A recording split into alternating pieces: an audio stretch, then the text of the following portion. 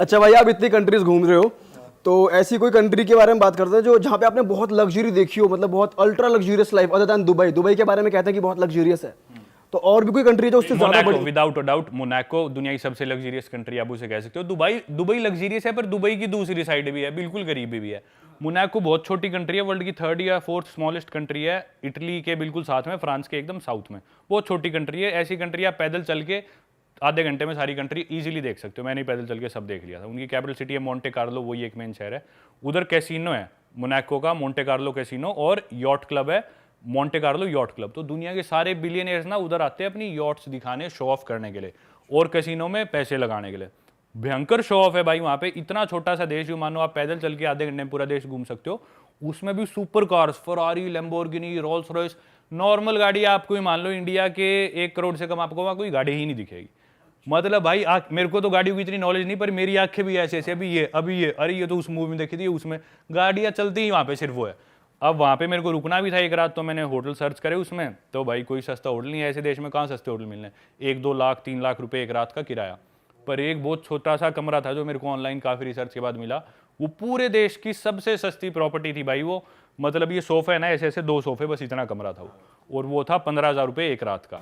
अरे और उसमें भी मेरे ख्याल 2-3 बजे चेकआउट करो, सुबह 9-10 बजे खाली कर दो। भाई 10,000 का यहाँ पे अच्छा खासा होटल मिल जाता है, बढ़िया सबसे बढ़िया 5 स्टार मिलता है 15,000 पर नाइट। और मेरे को ना वहाँ पे जिम जाना था। जैसे मैं ट्रैवल करते टाइम डे पास लेके जिम जाता हूँ, और देश में आमतौर पे जो डेली पास मेरे को जिम का पड़ता है इंडिया के 1000 रुपये 500 रुपये इसके बीच में रहता है। तो मैंने वहाँ पे गूगल करा, 2-3 जिम्स थे, काफ़ी अच्छे जिम लग रहे थे। मैंने कॉल करा, भाई आपका डेली पास कितने का है? तो उसने मेरे को यूरोज में बताया था, पता नहीं कितना था, लेकिन वो इंडिया के मेरे ख्याल लाख रुपए के अराउंड एक दिन का जिम का पास था वहाँ। और भाई फूड कितना एक्सपेंसिव, वो तो ज्यादा भाई फूड तो होना ही था, क्योंकि वो रेस्टोरेंट्स कैफे से सारे बहुत महंगे। लेकिन मैंने एक सुपरमार्केट ढूंढी, उससे मैं ले गया अपना दूध, और मैंने दूध पी के रात गुजारी वहाँ पे। 2 लीटर दूध धीरे धीरे पिए गया। दूध कितने का था? 25,000 का? नहीं, दूध तो कितना, अपने इंडिया के 1000 रुपए में आ गया था मेरा सामान खाने का। भाई वहाँ लोग करते क्या है ऐसा जो इतने वहाँ के पे अमीर लोग आते हैं? हाँ, आते हैं। वहाँ का आदमी अमीर नहीं है, पूरी दुनिया के अमीर लोग वहाँ पे आके रहते हैं टेम्परेरीली, फिर चले जाते हैं। वहाँ के लोकल्स तो बहुत थोड़े हैं, बहुत थोड़े, ना के बराबर। मैंने आपका वो वाला व्लॉग देखा था, तो उसमें यॉट्स खड़ी थी बड़ी बड़ी, तो सब लाके वहाँ पार्क कर देते हैं। बस पार्क करते हैं, कुछ दिन रुकते हैं, लग्जरी होटल्स में रुकते हैं, कैसीनो में पैसे लगाते हैं, अपनी गाड़ियाँ शो ऑफ करते हैं। एक बड़ा बिलियनियर है, वो कॉन्टैक्ट्स बनाते हैं और बड़े बिलियनियर से। ओके, तो एक मीटिंग पॉइंट है नेटवर्किंग, सबसे अमीर लोगों का मीटिंग पॉइंट है नेटवर्किंग। और पार्टी भी तगड़ी होती होंगी फिर तो। भाई पार्टी होती होगी, पर उस लेवल की पार्टी ना मैं अफोर्ड कर सकता था, ना मैंने सोचा। कौन घुसने देगा? मैं बैग टांग के बस में आया हूँ, वो रोल्स रॉयस यॉट वाले। सही है भाई। ये तो हमारे साथ लंदन में ही हो गया था। हम पहुंचे पैदल पैदल एक हाई एंड क्लब में, वहाँ पे क्लब्स में घुस रहे थे, 20 पाउंड 30 पाउंड 40 पाउंड तक की एंट्री। हम पहुंचे 3 लौंडे देसी ब्राउन। हमने कहा अंदर, हम जाकर रोक लिया, कहाँ जा रहे हो? हमने कहा अंदर जा रहे, कहाँ जा रहे हैं? मतलब इंग्लिश में बात कर रहे थे। कह रहे कि तो उन्होंने देख लिया, तो पैदल आया, वहाँ पे खड़ी है लैम्बोर्गिनी फरारी लाइन से खड़ी हुई है, ठीक है, पार्क करके अंदर घुस रहे लोग। कह रहे 1000 पाउंड, 1 लाख रुपए की एंट्री। हमने कहा नहीं भाई। हमने कहा चलो भैया वापस घर चलो। हर जगह है भाई ये कुछ कंट्री, जैसे मैंने पिछले पॉडकास्ट में बताया था, Germany, Sweden, Denmark, Belgium, Netherland. ये वैसे ना जज भी कर लेते हैं भाई, ज्यादातर देख के ना आदमी को पहले ही कर लेते हैं, देगा या नहीं देगा। इंडिया में भी कर लेते हैं भाई। ऐसे ही कोई ओवररेटेड कंट्री बताओ जो आपको लगता हो कि ये तो ज्यादा हवा बना रखी है। कंट्री नहीं भाई, एक सिटी है। मैं हर बार बोलता हूँ और दोबारा बोल रहा हूँ, पेरिस। पेरिस दुनिया की सबसे ओवररेटेड सिटी है भाई, मेरे हिसाब से बहुत ही ज़्यादा ओवररेटेड भाई। एक तो सबसे ज़्यादा मोस्ट विजिटेड कंट्री वर्ल्ड की फ्रांस ही है शायद, और सिटी भी पेरिस है। तो पूरी दुनिया की भाई पहली टूरिस्ट डेस्टिनेशन आईफिल टावर देखना है, पेरिस जाना है। फ्रांस की उन कैफ़ेज़ में, वो फ्रेंच बेकरी में बैठ के हमें क्रोसो खाना है, वहाँ पे सैंडविच खाना है, कोबलस्टोन की सड़कें हैं। सिर्फ ये इमेज हमें पता है, क्योंकि ये इमेज हमें दिखाएगी इंस्टाग्राम रील्स पे, सिर्फ आपको ये दिखेगी। कोई एक मेरे ख्याल एमिली इन पेरिस करके कोई सीरीज है, उसमें भी मैंने देखी नहीं, पर मैंने सुना उसमें बहुत अच्छे से दिखाया है। जो कि है कुछ चीज़ बहुत थोड़ा पार्ट बहुत अच्छा है, बाकी फ्रांस उससे बहुत गुना अच्छा है। फ्रांस ओवररेटेड नहीं है, फ्रांस बहुत अच्छा है। लेकिन मैं सिर्फ पेरिस की बात कर रहा हूँ, बाकी सिटीज़ को नहीं बोल रहा भाई। पेरिस में ना आप बिल्कुल सेफ सिटी नहीं है। एक तो रात को आप वहाँ पे अकेले वॉक नहीं कर सकते रात के टाइम। क्राइम है, क्राइम है बहुत ज़्यादा यूजुअली, और क्राइम्स करने वाले रेफ्यूजीज है वहाँ पे। जो रेफ्यूजीज आके बसे हुए हैं या फिर ब्लैक्स है यूजुअली, वो रात को इलीगली ड्रग्स बेचते हैं, बहुत ज़्यादा दारू बेचते हैं। इवन आईफिल टावर के नीचे आप जाओगे, आपको आधे इंडियंस मिलेंगे, आधे अफ्रीकन मिलेंगे जो वहाँ पे दारू बेच रहे होते हैं ब्लैक में। तो वो जो अफ्रीकन है उनका वहाँ पे दबदबा है, तो इंडियंस को रुकने नहीं देते, वो भगा देते हैं इन्हें। तो जैसे वो ब्लैक्स इधर उधर होते हैं तो अपने पंजाब साइड के इंडिया के लोग या जो भी हरियाणा के और स्टेट्स के जो वहाँ पे इलीगली गए हुए, फिर वो आके की रिंग्स बेचते हैं, दारू बेचते हैं टूरिस्ट को, हम जैसे को कि मेरे से की रिंग खरीद लो, फिर वो नीचे एक झोला सा बिछा लेंगे चद्दर से, उस पर अपने की रिंग दारू रख देंगे, जैसे ही पुलिस आती है वो लेके भागते हैं। फिर ब्लैक्स को वो दिख जाए कि भी तू इधर क्यों बेच रहा था, उन्हें वो पीटते हैं ब्लैक्स कि भी हमारा इलाका हमारी टेरिटरी है। और रात को मगिंग वगैरह चोरी रॉबरी बहुत ज़्यादा होती है, बिल्कुल भी सेफ नहीं है वॉक करना, क्राइम बहुत ज़्यादा है। और इतनी गंदगी है ना, इतनी गंदी सड़क है भाई, वहाँ पे डस्टबिन खुले पड़े हैं सारी तरफ, वहाँ पे कचरा पड़ा है, ट्रैश पड़ा है, कोई भी फ्लाईओवर है, कोई भी पुल है, उसके नीचे आप देखोगे लोग रेफ्यूजीज है यूजुअली, जो भी कहीं से भी आए हैं, लेट से सीरिया से या कहीं से भी आए हैं, वो टेंटों में रहते हैं, वहाँ पे गंदगी बिछा रखी है। अब वो देश अपने देश में जिस भी हिसाब से रहते थे वो ठीक है, वो एक नए देश में आके रह रहे हैं, पर वो अपने रूल्स के हिसाब से रह रहे हैं। अब उन्हें भी हम पूरी तरह गलत नहीं बोल सकते, उनकी सरकार को भी पेरिस को नहीं गलत बोल सकते, पर बहुत ज़्यादा मिसमैनेजमेंट है। कोई सबसे गंदी सिटी है जिधर ड्राइविंग करना सबसे मुश्किल है वेस्ट में, डेवलप्ड कंट्रीज़ में, तो वो पेरिस है। इंडिया की तरह ड्राइव करना है वहाँ पे, दिल्ली की तरह ही कोई भी किसी ने गाड़ी उड़ा दी। अब इंडियंस तो भाई हमारी मजबूरी है, इतनी बड़ी पॉपुलेशन है तो हम ऐसे गाड़ी चलाते हैं। उधर भाई लोगों को सिविक सेंस नहीं है, सिविलाइज नहीं है, वो लोग कुछ भी गाड़ी चला दी। मेन चीज़ भाई, अब जैसे आप लैटिन अमेरिका में हो या आप स्पेनिश बोलने की ट्राई करो, आप गलत स्पेनिश बोलोगे तो वो आदमी खुश होएगा भाई मेरी भाषा बोलने की कोशिश कर रहा है, वो आपको करेक्ट करेगा और आपकी बात खुद कंप्लीट कर देगा और आपकी मदद करेगा। वैसे ही आप इंग्लिश बोल रहे हो, अगला आदमी सोचेगा कोशिश कर रहा है, इंग्लैंड में आदमी आपकी मदद करेगा, इंडिया में कोई हिंदी बोल रहा है मदद करेंगे। फ्रांस में अगर आप फ्रेंच बोल रहे हो और आपकी फ्रेंच, पहली बात तो इंग्लिश बोलोगे तो चिढ़ जाएंगे, बोलेंगे फ्रेंच बोलो, हम इंग्लिश नहीं बोलेंगे। अब फ्रेंच बोलोगे और आपकी फ्रेंच थोड़ी भी गलत है, एक्सेंट ठीक नहीं है, बोलेंगे ठीक से पहले फ्रेंच सीख फिर बात करना। भाई बहुत रूड है फ्रांस के लोग, स्पेशली पेरिस में, यूजुअली बड़ी सिटीज़ में थोड़े ज़्यादा रूड होते हैं, बहुत गंदगी है।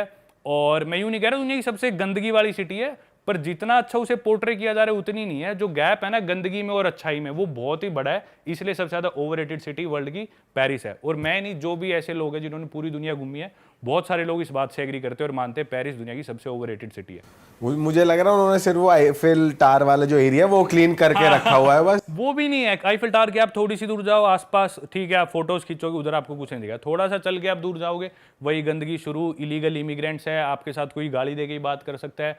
इतना महंगा भाई, इतना महंगा, आप कोई टैक्सी लो और आपके थोड़ी सी दूर भी जाना हो, 40-50 यूरो आपका टैक्सी का खर्चा आना है, मतलब आपके 4-5 हज़ार तो टैक्सी के लगने हैं, 3-4 हज़ार कहीं भी जाने के, और बहुत महंगा, अफोर्ड नहीं कर सकते आप पेरिस में एज ए टूरिस्ट भी। और कॉस्ट ऑफ लिविंग अगर आप वहाँ पे जॉब करो रहो तो बहुत ही महंगा है, एज ए टूरिस्ट भी हर चीज़ बहुत महंगी पड़ती है।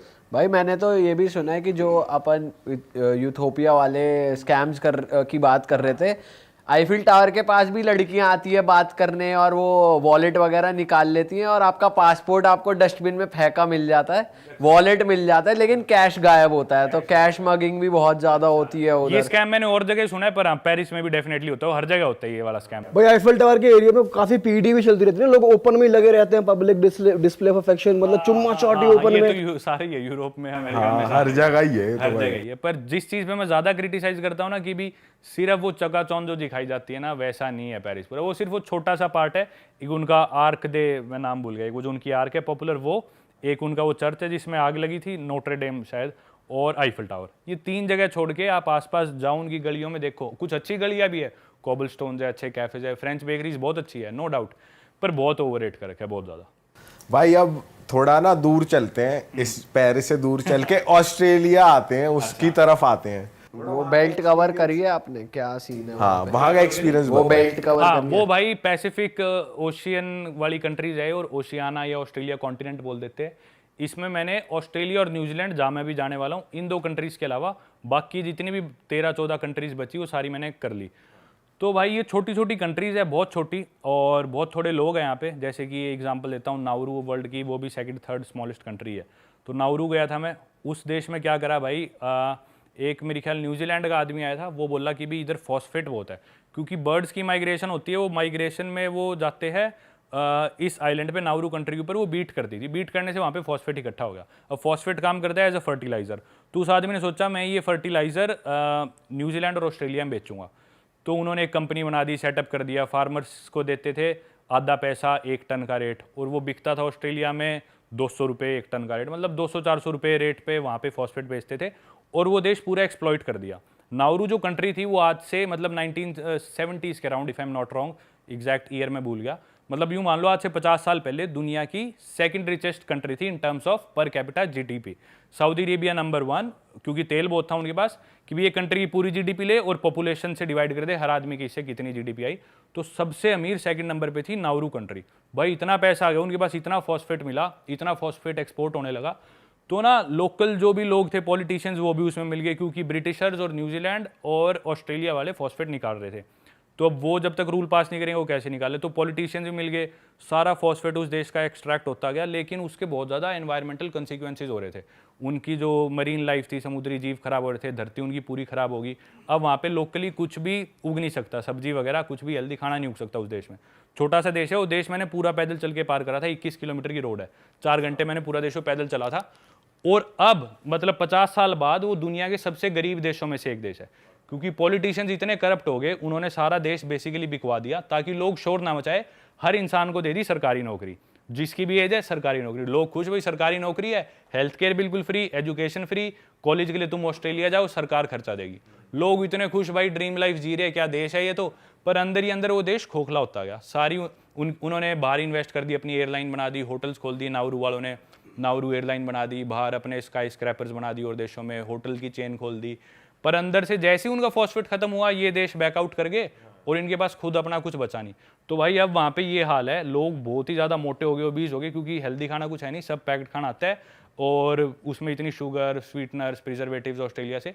और एक बार सुपरमार्केट में दूध खत्म हो गया ना, लेट से दूध खत्म हो गया, अब अगला स्टॉक आएगा 6 हफ्ते बाद, तो 6 हफ्ते तक उस देश में दूध ही नहीं होएगा, क्योंकि वो कंटेनर्स में आते हैं ऑस्ट्रेलिया और न्यूजीलैंड से सामान, और वो 6 हफ्ते लगते हैं शिप को वहाँ पे आने में। तो इतना बुरा हाल हो गया भाई उस देश में। मैं पैदल चल रहा था ना, ऐसी ऐसी सुपर कार्स, लग्जरी कार्स सड़क पे खड़ी है, उनके जंग लगा पड़ा है, महंगी गाड़ियाँ, महंगे घर जो दिख रहा है भाई ये लग्जरी घर होगा, उसमें आज से 50 साल पहले जिसमें एसी फिट हो तो कैसा घर होगा भाई। ऐसे ऐसे घर अबैंडन पड़े, जंग लगा हुआ है, उसमें कोई नहीं रह रहा, क्योंकि अब उसमें कोई रहना अफोर्ड नहीं कर सकता, बिजली के पैसे कहाँ से देगा। लोग इतने गरीब हो गए, सब अंदर से खोखला हो गया, नौकरियाँ सब चलेगी, देश का पैसा होती ही वो पॉलिटिशियंस कर गए ऑस्ट्रेलिया में शिफ्ट। उन्होंने ब्रिस्बेन में जो भी बड़े बड़े लोग थे अपनी प्रॉपर्टीज बना ली, देश को छोड़ गया। भाई वो देश सड़ने लग रहा है, लोगों की हालत बहुत बुरी है, खाने को कुछ नहीं है, गरीबें मर रहे हैं, वो 10-12 हज़ार उनकी पॉपुलेशन है, बहुत बुरा हाल है उस देश।